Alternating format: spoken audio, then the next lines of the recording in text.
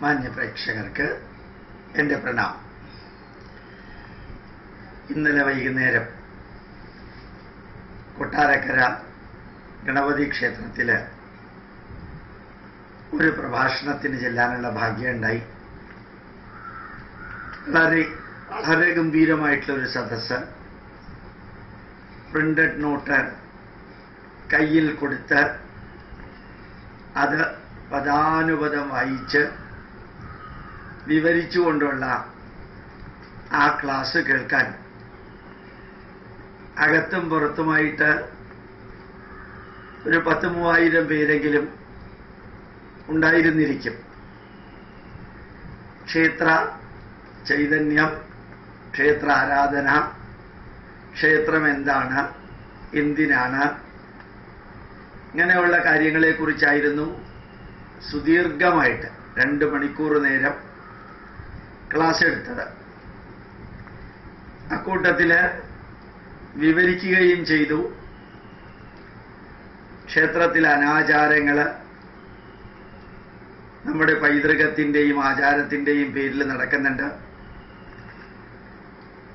ഏതാണ്ട് 85 വർഷങ്ങൾക്ക് മുൻപാണ് കേരളത്തിലെ അമ്പലങ്ങളിൽ ഈ വെടിക്കെട്ട് എന്ന് പറയുന്ന സംഭവം ആരംഭിച്ചത്. അത് ക്ഷേത്രാചാരവുമായിട്ട് ഒരു ബന്ധവും അതിനില്ല. കേരളത്തിലെ ആദ്യത്തെ വെടിക്കെട്ട് അപകടം 82 വർഷങ്ങൾക്ക് മുൻപ്, ഈ അടുത്ത കാലത്ത് 116 പേരുടെ ജീവൻ അപഹരിച്ച പുറ്റിങ്ങൽ അമ്പലത്തിൽ തന്നെയായിരുന്നു ആദ്യത്തെ വെടിക്കെട്ട് അപകടം കേരളത്തിൽ സംഭവിച്ചത്. അതിൽ നിന്നൊന്നും നമ്മൾ പാഠം പഠിക്കാതെ ദുരാചാരത്തെ ആചാരമാക്കി മാറ്റി വെടിക്കെട്ട് നടത്തുക. ഈ കേരളത്തിന് പുറത്തുള്ള ഒരമ്പലത്തിലും ആനകളില്ലാതെ കേരളത്തിൽ മാത്രം അതാത് ദേവന്റെ വാഹനത്തെ ഉപയോഗിക്കാതെ ആനയെ ഉപയോഗിക്കുക, അത് കുറേ പേർക്ക് സന്തോഷം ഉണ്ടാക്കുന്നു എന്ന പേരിൽ ആ ഭയാനകമാം വിധത്തിൽ രോഗവും വാർദ്ധക്യവും വന്ന ആനകളെ പോലും കൂച്ചുവിലങ്ങിട്ട് ഈ പൊരി വെയിലത്ത് നിർത്തിയിട്ട് ക്ഷേത്ര ആചാരങ്ങളും ആഘോഷങ്ങളും നടത്തുക.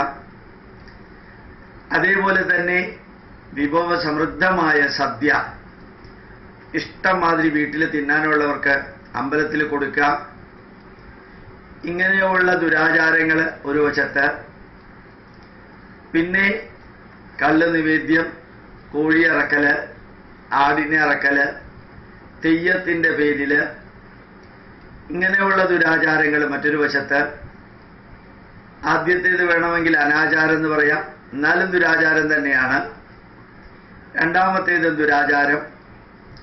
ഇതെല്ലാം കൊട്ടാരക്കര ഗണപതി കോവിലിൽ തന്നെ വിവരിച്ച് ഈ സദസ്സിലെ ഓരോ വ്യക്തികളും അത് സശ്രദ്ധം കേട്ട് ACV ചാനലിലൂടെ വീടുകളിലേക്ക് അതെത്തി.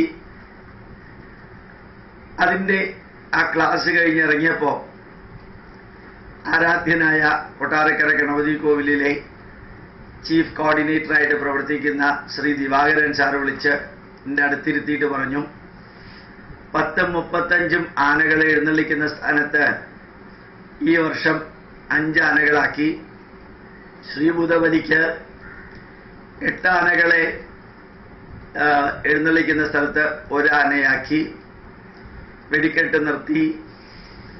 മാത്രമല്ല, ഞാൻ എൻ്റെ പ്രഭാഷണത്തിൽ പറഞ്ഞിരുന്ന അമ്പലത്തിലെ സേവനം സമർപ്പണം എന്നുള്ള യജ്ഞത്തിൽ പാവങ്ങൾക്ക്, വിശക്കുന്നവർക്ക് ഭക്ഷണം, അനാഥർക്ക്, വൃദ്ധർക്ക്, രോഗികൾക്ക്, ഇവർക്കൊക്കെ സഹായം കൊടുക്കാനും കൂടിയാണ് ക്ഷേത്രം. ആ പൈസ സ്വർണ്ണക്കൊടിമരത്തിനും സ്വർണം പൂശാനും ഒക്കെ ഉപയോഗിക്കുന്നതിന് പകരം മറ്റിടിഞ്ഞു പൊളിഞ്ഞ ക്ഷേത്രങ്ങൾ ശരിയാക്കാനും അതേപോലെ തന്നെ വേദനിക്കുന്നവർക്കും വിശക്കുന്നവർക്കും അനാഥർക്കും വൃദ്ധർക്കുമെല്ലാം സഹായം എത്തിക്കാനും ഈ അമ്പലത്തിലെ വഴിപാടുകൾ ഉപയോഗിക്കണം.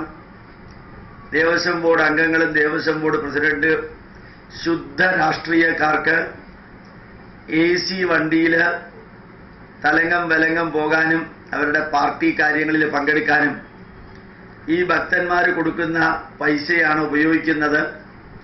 അവരെ സുഖിപ്പിക്കുന്നതിന് പകരം അവർ കൈയിട്ട് വാരാൻ മുമ്പോട്ട് വരാൻ കാരണം നമ്മൾ ഈ പൈസ ഇട്ട് കൊടുക്കുന്നത് കൊണ്ടാണ്. അത് ചെറിയ ക്ഷേത്രങ്ങൾക്കും അതുപോലെ ഇടിഞ്ഞുപൊളിഞ്ഞ ക്ഷേത്രങ്ങളെ നവീകരിക്കാനും പുനഃപ്രതിഷ്ഠ നടത്താനും എല്ലാം ഉപയോഗിക്കണം എന്ന് വിവരിച്ചതെല്ലാം കേട്ട് ദിവാകരൻ സാറ് പറഞ്ഞു, 1.25 ലക്ഷം രൂപയാണ് ഇപ്രാവശ്യം വിദ്യാർത്ഥികൾക്ക് പഠിക്കാനുള്ള ഫീസായിട്ട് കൊടുത്തത്. പിന്നെ കുറേ പാവങ്ങൾക്ക് ഓരോ രീതിയിലുള്ള ഒരു 10-12 ക്യാൻസർ രോഗികൾക്ക് സ്ഥിരമായിട്ട് മരുന്ന്, കുറേ വൃദ്ധർക്ക് ചെറിയ എമൗണ്ട് പെൻഷൻ, ഇങ്ങനെ ധാരാളം കാര്യങ്ങൾ ഈ വർഷം മുതൽക്ക് ചെയ്യുന്നുണ്ട്. അത് കേട്ടപ്പോൾ ഞാൻ പറഞ്ഞു, അങ്ങനെയാണ് ഒരു മാതൃകാ ക്ഷേത്ര ഭാരവാഹി. അമ്പലത്തിലെ പൈസ അടിച്ചു പൊളിച്ച് കളഞ്ഞ് ദേവന് സന്തോഷം വരുത്തുന്നതിന് പകരം നരസേവ, നാരായണ സേവ, മാനവ സേവ, മാധവ സേവ, ജനസേവ, ജനാർദ്ദന സേവ എന്ന് പറയുന്ന ആ ഭാരതീയ പൈതൃകം യ പരേഷാമുപകാരായ ജീവതി സ ഏവ ജീവതി, മറ്റുള്ളവന്റെ നന്മയ്ക്ക് വേണ്ടി ആരാണോ ജീവിക്കുന്നത് അവര് മാത്രമാണ് ജീവിക്കുന്നത് എന്ന് ആ ദിവാകരൻ സാറ് പറയുന്നത് കേട്ടിട്ട് ഞാൻ അദ്ദേഹത്തിനോട് പറഞ്ഞു.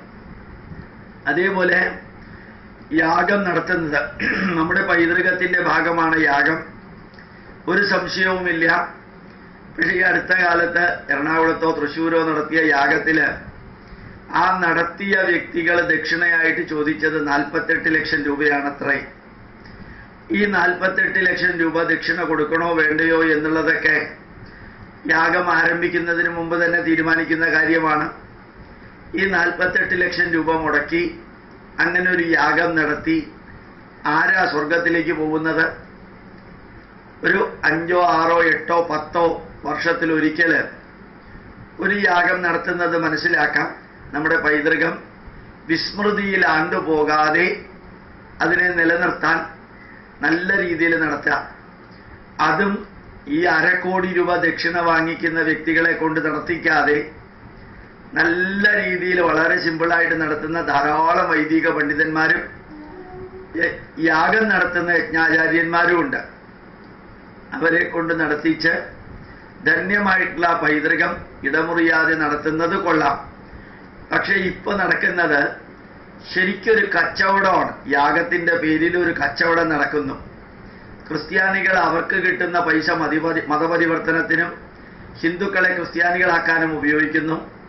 മുസ്ലിങ്ങൾ അവർക്ക് കിട്ടുന്ന പൈസ സ്കൂളും കോളേജുകളും അവരുടെ പള്ളികളും അവരുടെ ആൾക്കാരെ കൂട്ടാനും ഉപയോഗിക്കുമ്പോൾ നമ്മൾ 1 കോടി 2 കോടി രൂപ മുടക്കിയിട്ട് കുറച്ച് നമ്പൂതിരിമാർക്ക് വേദം പഠിക്കുന്നവർക്ക് യാഗം നടത്തി ആരെയൊക്കെയോ സ്വർഗത്തിലേക്ക് കൊണ്ടുപോകാനോ അതല്ലെങ്കിൽ ആരെയൊക്കെയോ പ്രീതിപ്പെടുത്താനോ വേണ്ടിയിട്ട് കൈയിട്ട് വാരാനോ ഒക്കെ വേണ്ടിയിട്ട് കുറേ കാര്യങ്ങൾ ചെയ്യുന്നു.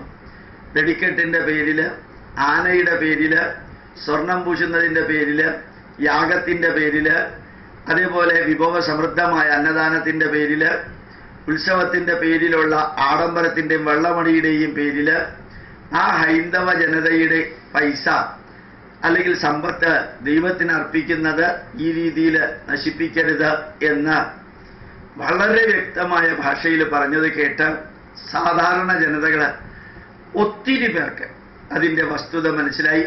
കുറേ ക്ഷേത്രങ്ങളിൽ അവരത് സ്വീകരിക്കുന്നുമുണ്ട്.